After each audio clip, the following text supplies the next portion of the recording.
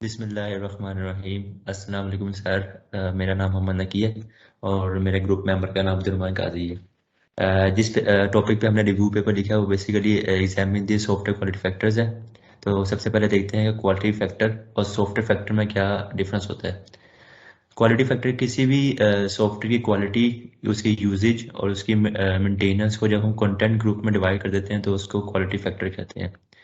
और software factor में ये होता है कि अगर हम किसी सॉफ्टवेयर की क्वालिटी चेक करना चाहते हैं तो उसके कुछ फैक्टर्स हैं। उस फैक्टर्स को हम सॉफ्टवेयर फैक्टर कहते हैं। अब फैक्टर्स को हम दो कैटेगरी में डिवाइड करते हैं। नंबर वन, किसी फैक्टर को हम डायरेक्ट भी फाइंड मुहैया कर सकते हैं और किसी फैक्टर को हम इनडायरेक्ट भी मुहैया कर सकते हैं। तो उसके बाद हम देखते हैं कि सॉफ्टवेयर क्वालिटी फैक्टर के मॉडल्स कौन कौन से हैं। सॉफ्टवेयर क्वालिटी फैक्टर के मॉडल्स तो काफ़ी सारे हैं, जो लेकिन जो हमने रिव्यू पेपर में डिस्कस किए वो दो हैं। Number one McCall factor model है जो मैं डिस्कस करूंगा, और जो दूसरा मॉडल है ISO 9126 वो अब्दुल काजी डिस्कस करेगा। सबसे पहले आते हैं मैकॉल मॉडल। मैकॉल मॉडल जो है वो सबसे पहला फैक्टर क्वालिटी फैक्टर मॉडल था किसी सॉफ्टवेयर की क्वालिटी को चेक करने का। इसमें टोटल थ्री अप्रोचेज हैं, थ्री पर्सपेक्टिव्स हैं कि हम किसी भी सॉफ्टवेयर की क्वालिटी को चेक करने के लिए इस मॉडल में three perspective. Number one, product operation factor. Number two, product transition factor. Number three, product revision factor. हर पर्सपेक्टिव्स की अपनी अपनी क्वालिटीज़ हैं, वो आगे जाकर डिस्कस करेंगे। तो सबसे पहले प्रोडक्ट ऑपरेशन फैक्टर क्या होता है। किसी भी सॉफ्टवेयर की बेसिक ऑपरेशन कैरेक्टरिस्टिक को चेक करने को हम प्रोडक्ट ऑपरेशन फैक्टर्स कहते हैं कि सॉफ्टवेयर की जो रिक्वायरमेंट्स हैं वो मीट हुई हैं, कोई एरर तो नहीं है, वो ऑपरेशन सही कर रहा है। नंबर टू आता है हमारे पास product transition factor. Product transition factor का मतलब यह है कि क्या सॉफ्टवेयर जो है वो दूसरे इन्वायरमेंट को अडेप्ट कर सकता है इजीली, या वो किसी और दूसरी सिचुएशन में काम कर सकता है। तो ये होता है प्रोडक्ट ट्रांजिशन फैक्टर। और नंबर थ्री होता है प्रोडक्ट रिवीजन फैक्टर। क्या प्रोडक्ट रिवीजन फैक्टर का मतलब यह है कि क्या सॉफ्टवेयर की इतनी एबिलिटी है कि वो अपनी रिक्वायरमेंट्स को चेंज कर सके। मतलब अगर किसी ने अगर यूज़र की डिमांड और एक्सपेक्टेशन थोड़ी सी चेंज हुई है, तो सॉफ्टवेयर अपने आप को इतना कैपेबल समझता है कि वो अपनी अपडेट्स को चेंज करके परफॉर्मेंस सही दे सके। ये होता है प्रोडक्ट रिवीजन फैक्टर। अब हम हर अब हम देखते हैं कि ये जो थ्री मैकॉल पर्सपेक्टिव मॉडल है इसकी कितनी क्वालिटीज़ हैं। ये डायग्राम जो है इसमें थ्री पर्सपेक्टिव मॉडल्स हैं और हर मॉडल्स के अगेंस्ट एक कुछ क्वालिटीज़ हैं। तो तीनों पर्सपेक्टिव मॉडल्स के टोटल 11 क्वालिटीज़ हैं, इसको हम वन बाय वन डिस्कस करते हैं। तो नंबर वन है प्रोडक्ट ऑपरेशन फैक्टर। इसके फाइव क्वालिटीज़ हैं। Number one, correctness. Number two, reliability. Number three, efficiency. Number four, usability. Number five, integrity. Correctness क्या होती है कि सॉफ्टवेयर अपनी जो फंक्शनैलिटी, जो स्पेसिफिकेशन हमारे पास आई है उससे मैच करता है। मतलब ये है कि यूज़र ने जो हमें रिक्वायरमेंट्स बताई थी, सॉफ्टवेयर उस रिक्वायरमेंट को मैच कर रहा है, वो फंक्शनैलिटी परफॉर्म से इतना कर रहा है। नंबर टू आता है रिलायबिलिटी। रिलायबिलिटी का मतलब ये है कि हमारा सिस्टम फेल तो नहीं है। मतलब ये है कि हम आगे जा इतना रिलायबल है कि अगर हम उसमें कोई चेंजेस करें तो वो सिस्टम फेल ना हो जाए, आगे जाके कोई सिस्टम में कोई बग ना आ जाए। और तीसरा है कि एफिशिएंसी। एफिशिएंसी का मीन्स ये है कि हमारे जो सॉफ्टवेयर है वो हमारे सिस्टम की रिसोर्सेज को सही यूटिलाइज कर सकता है। मतलब ये है कि हमारा जो सीपीयू सिस्टम रिसोर्सेज में हमारे सीपीयू मेमोरी या कोई नेटवर्क है वो हमारा सॉफ्टवेयर उसको सही तरह यूज़ कर रहा है, उसमें एफिशिएंसी है इतनी। नंबर फोर जो है यूजिबिलिटी। यूजिबिलिटी से मुराद ये है कि हमारा सॉफ्टवेयर ईजी टू यूज़ है। मतलब ये कि हमारा जो यूज़र सॉफ्टवेयर का इंटरफेस है वो इजी टू यूज़ है, वो कोई कॉम्प्लेक्स तो नहीं है। मतलब ये कि अगर हमने एक तरफ MS वर्ड खोला हुआ और एक तरफ अगर हमने माइक्रोसॉफ्ट टीम खोला हुआ, तो हमें ये तो नहीं है कि हमारा सॉफ्टवेयर जो है वो सॉफ्टवेयर का जो भाग है, जो फ्रंट एंड है हमारा UI है वो इजी टू यूज़ है। नंबर फाइव आता है इंटेग्रिटी। इंटेग्रिटी से मुराद ये है कि हमारे इंटेग्रिटी बेसिकली डील करती है सिस्टम की सिक्योरिटी पे। क्या हमारा सॉफ्टवेयर सिक्योर है, कोई अनऑथराइज पर्सन उसको कोई हैक तो नहीं कर सकता, या उसकी रिक्वायरमेंट को चेंज तो नहीं कर सकता। उसके बाद आता है हमारे पास दूसरा पर्सपेक्टिव आता है प्रोडक्ट ट्रांजिशन फैक्टर। इसके फर्दर थ्री क्वालिटीज़ हैं। नंबर वन है पोर्टेबिलिटी। नंबर टू है रीयूजेबिलिटी। नंबर थ्री है इंटरऑपरेबिलिटी। तो इसको वन बाय वन डिस्कस करते हैं। नंबर वन आता है पोर्टेबिलिटी। पोर्टेबिलिटी से मुराद कि हमारा सॉफ्टवेयर किसी दूसरे इन्वायरमेंट में चेंज हो सकता है, या इतनी उसकी एबिलिटी है कि वो किसी और इन्वायरमेंट में ट्रांसफ़र होके और अपना वर्क जो है वो इजीली परफॉर्म कर सकता है। और नंबर टू आता है रीयूजेबिलिटी। रीयूजेबिलिटी से मुराद ये कि हमारा जो सॉफ्टवेयर है, सॉफ्टवेयर के कंपोनेंट्स हैं वो दोबारा यूज़ हो सकते हैं अगर हमने आगे जाके अगर हमारा सॉफ्टवेयर फॉर एग्जांपल हमारा सॉफ्टवेयर यूज़ नहीं है, यूजेबल नहीं है अभी, अगर हम इसको 1 या 2 ईयर के बाद यूज़ करते हैं तो वो इतना कैपेबल है कि वो हमारी फंक्शनैलिटीज़ को रीयूज़ हो सकती है। जो हमने कंटेंट लिखा है वो इजीली फंक्शनल फंक्शनल परफॉर्म कर सकते हैं अपने। नंबर थ्री है इंटरऑपरेबिलिटी। इंटरऑपरेबिलिटी बेसिकली ये कि हमारा जो सॉफ्टवेयर के कंपोनेंट्स है वो इजीली वर्क कर रहे हैं, कंफर्ट जोन में वर्क कर रहे हैं। ये नहीं थे कि कोई हैक हो रहा, कि हैंगअप्स हो रहे हैं। मतलब जो आज सारे कंपोनेंट्स हैं वो जब वो इंटीग्रेट करेंगे वो इजीली वर्क कर रहे हैं आपस में। इसके बाद आता है हमारे पास थर्ड पर्सपेक्टिव मिकोल का product revision factor. Product revision factor के भी फर्दर 3 क्वालिटीज हैं। Number 1 maintainability, number 2 flexibility, number 3 testability. इसको वन बाय वन डिस्कस करते हैं। नंबर 1 होता है मेंटेनेबिलिटी। मेंटेनेबिलिटी से मुराद ये कि हमारे सॉफ्टवेयर में एबिलिटी है कि हाँ वो अगर कोई बग आ जाए या कोई डिफेक्ट आ जाए तो उसको फाइंड करके और उसको रिजॉल्व कर सकता है। मतलब हमारा सॉफ्टवेयर मेंटेन है कि वो हमारे जो सॉफ्टवेयर अगर कोई फाउंड होता भी है तो उसको इजीली फेस कर सके। नंबर 2 होता है फ्लेक्सिबिलिटी। फ्लेक्सिबिलिटी से मुराद ये कि हमारे सॉफ्टवेयर में इतनी एबिलिटी है कि अगर हम कोई चेंजेस करें तो वो फ्लेक्सिबल हो, कि वो इजीली यूज़ हो सके। मतलब फॉर एग्जांपल कि अगर कोई बिजनेस डिमांड करता है कि हमें ये रिक्वायरमेंट बीच में चेंज करनी है, तो हमारे सॉफ्टवेयर में एबिलिटी है कि वो फ्लेक्सिबिलिटी शो करे और इजीली यूज़ हो, अपनी रिक्वायरमेंट चेंज करने के बाद भी काम कर सके।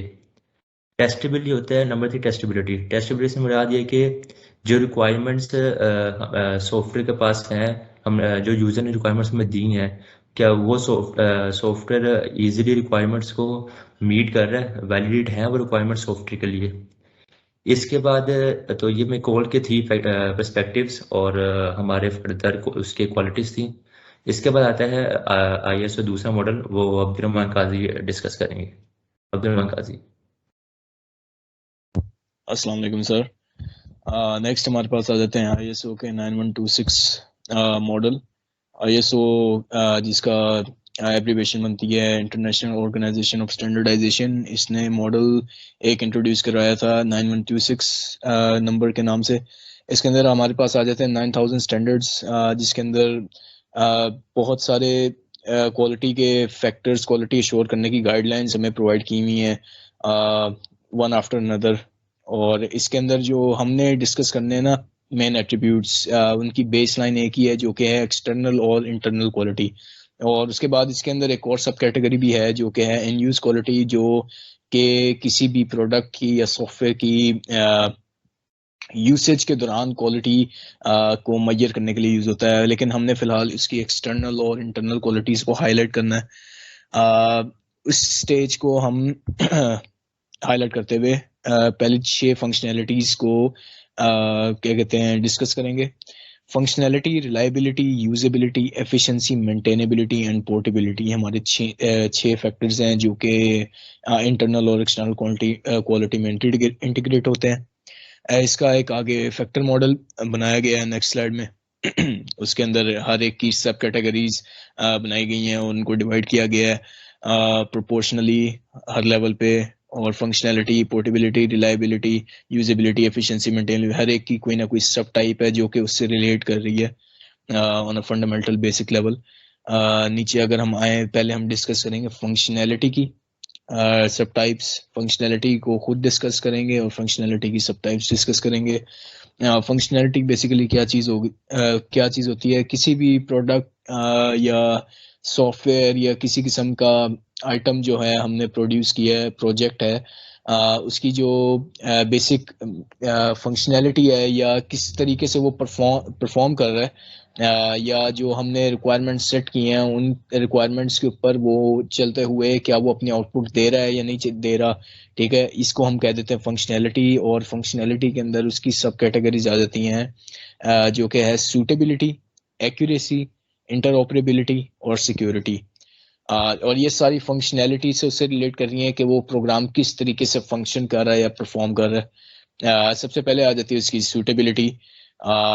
सूटेबिलिटी उसके नाम से जाहिर हो रहा है कि कि प्रोग्राम कितना सूटेबल है अपनी जिम्मेदारी निभाने में। क्या जो उसे काम दिया गया है या टास्क उसको हमने हैंडल करने के लिए दिया है उसके लिए वो सूटेबल है भी कि नहीं, कि वो उस चीज़ को परफॉर्म कर सके या मैनेज कर सके।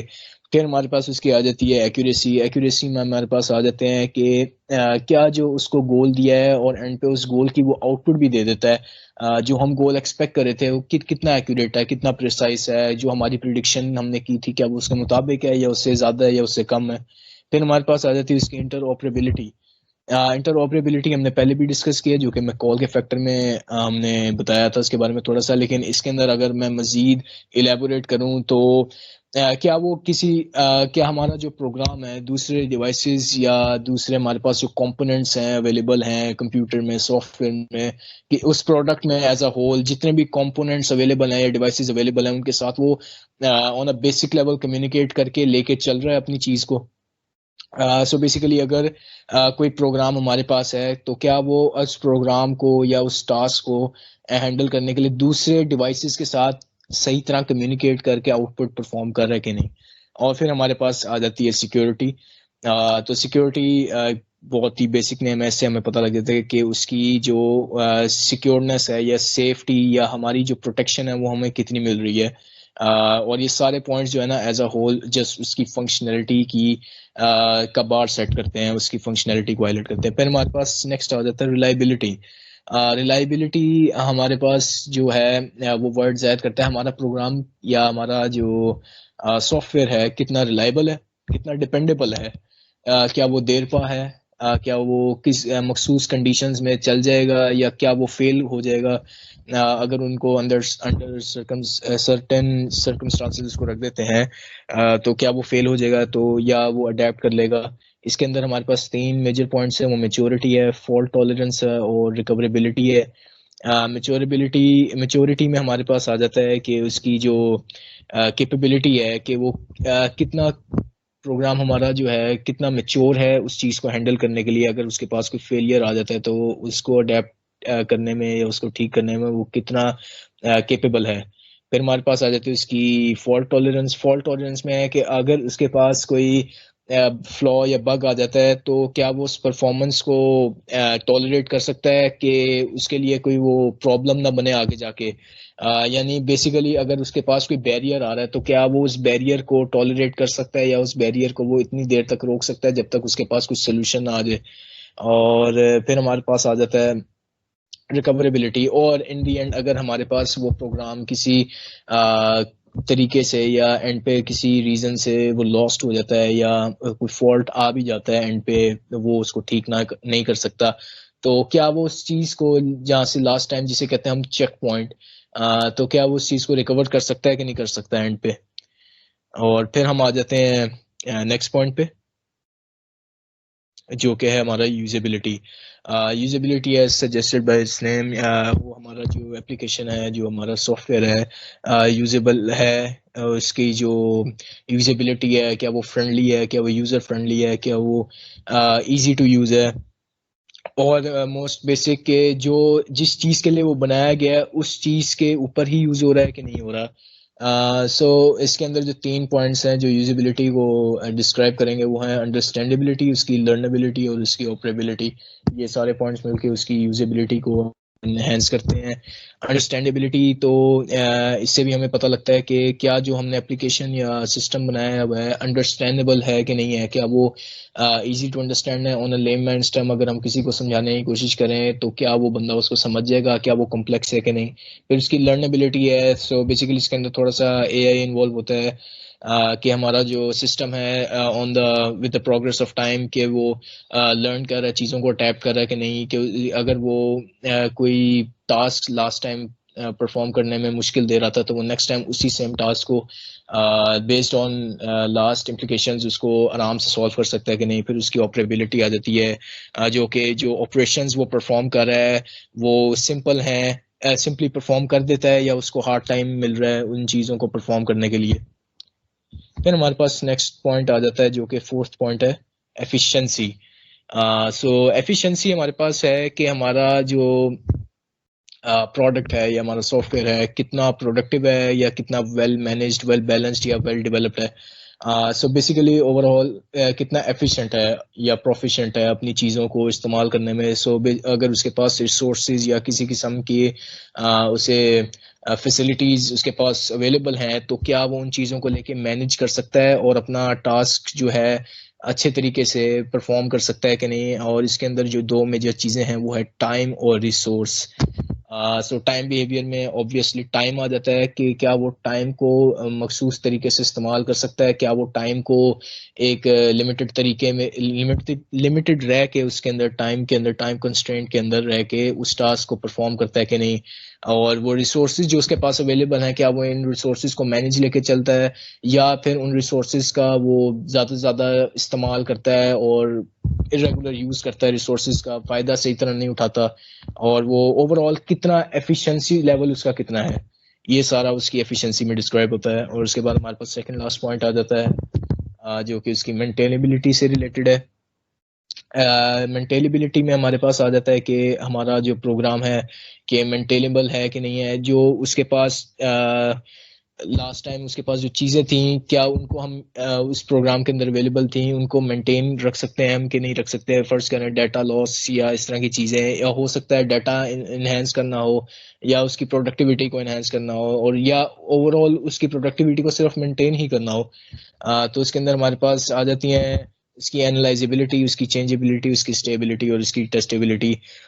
सो उसके अंदर अगर कोई ब्रेक डाउन्स या फॉल्ट्स वगैरह हों तो उसको हम एनालाइज कर सकें, उनको देख सकें, उनको इजीली आइडेंटिफाई कर सकें। फिर उसको एनालाइज करने के बाद उसका नेक्स्ट स्टेप आता है चेंजेबिलिटी पे। एनालाइज करने के बाद हमारे पास जो चीज़ें हमें आइडेंटिफाई की हैं या हमारी नज़र में आई हैं उनको हम चेंज कर सकते हैं कि नहीं, और आसानी से उनको उस रिक्वायरमेंट के हिसाब से सेट कर सकते हैं कि नहीं। फिर हमारे पास उसकी स्टेबिलिटी आ जाती है, क्या अगर वो उसके अंदर जो हमने चीज़ें आइडेंटिफाई की हैं अगर वो अनस्टेबल हैं तो उनकी स्टेबिलिटी, या अगर वो अनस्टेबल है तो उनका डेंजर लेवल कितना है, अगर वो उनका डेंजर लेवल कम है तो क्या उसको हम ख़त्म कर सकते हैं, और अगर उनका डेंजर लेवल हाई है तो उसको हम कैसे ख़त्म कर सकते हैं, या उसको कैसे to a minimum level at least ला सकते हैं। फिर उसकी टेस्टेबिलिटी है जो कि हमने सारी प्रोसीजर्स अप्लाई करने के बाद उसको आखिर में आके टेस्ट करना है, और हमने इवेल्युएट करना है कि हाँ भाई ये प्रोग्राम ठीक है कि नहीं इन दी एंड, उनको फाइनल स्टेजेस में लाने के लिए। फिर नेक्स्ट हमारे पास लास्ट बट नॉट लीस्ट हमारा आ जाता है पोर्टेबिलिटी। पोर्टेबिलिटी बेसिकली होता है कि आपका प्रोग्राम जो है या आपका जो सॉफ्टवेयर है क्या वो कि एक एनवायरनमेंट से दूसरे एनवायरनमेंट में जाके ऑपरेट कर सकता है या फंक्शनल रहता भी है कि नहीं, क्या उसकी अडेप्टेबिलिटी अच्छी है, या अगर हम उसको दोबारा इंस्टॉल करते हैं क्या वो इंस्टॉल होने के बाद री इंस्टॉल होने के बाद चलता भी है कि नहीं चलता, या जस्ट वो एक कोइंसिडेंस है कि पहली बार ही चल गया अगली बार ही नहीं चला। ठीक है, ये सारी इसके अंदर पोर्टेबिलिटी में आ जाती है। अडेप्टेबिलिटी में क्या वो अडेप्ट करता है, इंस्टॉलेबिलिटी में ऑब्वियसली कि इंस्टॉल होने के बाद क्या वो सही तरह परफॉर्म करता है, और उसके बाद उसकी कॉन्फॉर्मेंस है कि उसके अंदर जो एफर्ट वो लगा रहा है कि वो उससे पता लग रहा है कि हाँ भाई उसकी पोर्टेबिलिटी की रिक्वायरमेंट्स जो है वो नेसेसरी है कि नहीं है। फिर हमारे उसके पास उसके बाद आ जाती है रिप्लेसिबिलिटी, तो अगर वो ऑपरेट सही भी नहीं कर रहा तो उसको वो रिप्लेसेबल है कि प्रोग्राम के नहीं है। इसकी मोस्ट आपकी रिलेटेबल एग्जांपल गेम से हो सकती है। अगर आप कोई सिस्टम में गेम करना चाह रहे हो और वो game on a fundamental narrative नहीं चलती, तो देखा जाए उसकी पोर्टेबिलिटी अच्छी नहीं है। अगर वो फर्ज करें किसी दूसरे सिस्टम में चल रही है और एक दूसरे सिस्टम की भी आपके पास एक सेकंड पीसी है, उसकी रिक्वायरमेंट उसकी स्पेसिफिकेशंस भी सेम ही है जो लास्ट पीसी की हैं, लेकिन वो फॉर सम रीज़न गेम उस दूसरे पीसी पे नहीं चलती, तो देखा जाए उस गेम की पोर्टेबिलिटी अच्छी नहीं है। ये जस्ट एक बेसिक एग्जांपल है। और फिर लास्ट पॉइंट में हम थोड़े से पॉइंट्स को आपस में उनको देखेंगे कि उनके अंदर डिफरेंसेस क्या हैं, उनका कंपैरिजन करेंगे मैकॉल्स का और आईएसओ का। सो अगर कंपैरिजन ऑन सिमिलैरिटी लेवल अगर हम उनका करें तो देखा जाए दोनों क्वालिटी मॉडल्स ही हैं, दोनों का गोल सेम ही है, मैकॉल का भी और आईएसओ की, जो कि है उनकी अपने फैक्टर्स की बेसिस पे किसी चीज की क्वालिटी को जज करना, किसी चीज की क्वालिटी को देखना, उनको उसको मेजर करना, उसका बार सेट करना, उसका लेवल सेट करना, ठीक है। और बोथ मॉडल्स जो हैं high level of quality characteristics include करते हैं, जिसके अंदर डिपेंडेबिलिटी, यूजफुलनेस, उसकी एफिशिएंसी, मेंटेनेबिलिटी और मोबिलिटी, जो कि हम दोनों मॉडल्स में डिस्कस कर चुके हैं, मौजूद हैं। अब अगर हम डिफरेंसेस की बात करें, डिफरेंसेस के अंदर हमारे पास आ जाता है आईएसओ का 9126 मॉडल, और मैकॉल्स के अंदर आ जाते हैं उसके क्वालिटी स्टैंडर्ड मॉडल्स। अच्छा, आईएसओ के अंदर जो मॉडल्स आते हैं बेसिकली उसका जो मॉडल्स आईएसओ से रिलेटेड होते हैं वो टेंजिबल नहीं है। टेंजिबल से मुराद क्या है? टेंजिबल बेसिकली है कि आईएसओ के जो मॉडल्स है ना, बेसिकली जो यूजर है, जो हमारा क्लाइंट है, जो उसके नजर में नहीं आते पॉइंट्स। सो बेसिकली एक हवा की तरह है, उसे पता भी नहीं चल रहा होता और पीछे वो काम में चीजें चल रही होती हैं। सो इसकी रीयूजेबिलिटी फॉर एग्जांपल यूजर को तो नहीं पता, लेकिन फर्ज करें एक गूगल है, एक एग्जांपल है। ज्यादातर लोग गूगल की तरफ रिज्यू करते हैं मोर देन माइक्रोसॉफ्ट एज। सो लोगों को पता नहीं है, लेकिन गूगल की रीयूजेबिलिटी माइक्रोसॉफ्ट एज से ज्यादा है। अगर लोग उसको अनइंस्टॉल भी कर दें गूगल को फॉर सम रीजन, अगर वो हो सकता है उनकी बैटरी पावर कंजम्पशन ज्यादा खा रहा हो, तो लोग थोड़ी देर के लिए शायद उसको अनइंस्टॉल कर दें और माइक्रोसॉफ्ट एज को थोड़े दिन के लिए इस्तेमाल करें। लेकिन ज्यादातर लोग जो हैं वापस फॉल बैक करते हैं गूगल की तरफ। क्यों? क्योंकि उसकी रीयूजेबिलिटी ज्यादा, और लोग इसको देखा जाए इसके ऊपर नजर भी नहीं मारते। क्यों? क्योंकि उन्हें पता नहीं है रीयूजेबिलिटी एग्जिस्ट करती है, लेकिन लोग उसकी तरफ ध्यान नहीं देते। सेम चीज आती है मकॉल में। मकॉल जरा थोड़े टेंजिबल लेवल पे काम करता है, जो कि प्रोडक्ट की जो है उसकी quality on a tangible level या on more of physical level maintain रखता है, ठीक है। जैसे क्या वो प्रोग्राम सही तरह चल रहा है, एप्लीकेशन सही तरह चल रही है, एप्लीकेशन के अंदर कोई खराबियां वगैरह तो नहीं है, तो ठीक है। इस तरह की चीजें आ जाती है मकॉल में। सो ये जस्ट एक छोटा सा कंपैरिजन था कि दोनों में डिफरेंस क्या है। ज्यादा डिफरेंस नहीं है, दोनों का गोल एंड पे सेम ही है कि क्वालिटी हमारे से जज हो रही है कि नहीं, क्वालिटी हम जज कर सकें सही तरह किसी चीज की कि नहीं, ठीक है। And last